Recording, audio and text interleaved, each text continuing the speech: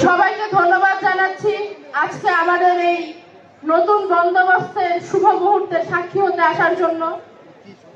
আমি স্বপ্ন দেখেছিলাম যে এই বাংলাদেশে এমন একটি শক্তির উত্থান ঘটবে যারা শুধুমাত্র বাংলাদেশপন্থী হবে, যারা শুধুমাত্র বাংলাদেশকে আগে রেখে চিন্তা করবে। কিন্তু কখনো ভাবিনি যে সত্যি সত্যি এরকম একটি ঘটনা আমি আমার জীবদ্দশায় দেখতে পারবো এবং আমি নিজেও তার অংশ হতে পারবো।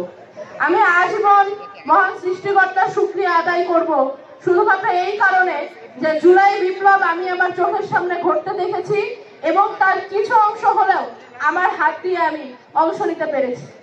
আমি আপনাদের সামনে আজকে দাঁড়িয়ে বেশি কিছু বলতে চাই না। আমি অত্যন্ত আবেগে আপ্লুত হয়ে আছি আজকে এই মহান মুহূর্তে। শুধু এটাই বলতে চাই, সামনের বাংলাদেশ হবে ঐক্যের, সামনের বাংলাদেশ হবে প্রশান্তির, সামনের বাংলাদেশ হবে সুস্থতার। রাজনৈতিক সুস্থ প্রতিযোগিতা হোক আমাদের মধ্যে, ভালো কাজের প্রতিযোগিতা হোক। যখনই জাতির প্রশ্ন আসবে তখনই যেন আমরা দলমত নির্বিশেষে জাতীয় ঐক্য সামনে দেখতে পাই। আমি আমার সামনে আপামর জনতার সাথে অনেক প্রবীণ রাজনীতিবিদদের দেখতে পাচ্ছি।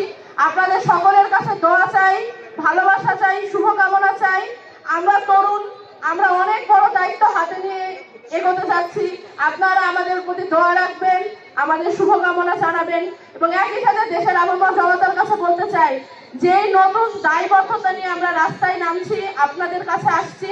আমরা আজীবন আমৃত্যু সেই দায়বদ্ধতা পালন করে যাব। সবাই ভালো থাকবেন, সুস্থ থাকবেন। আল্লাহ হাফেজ।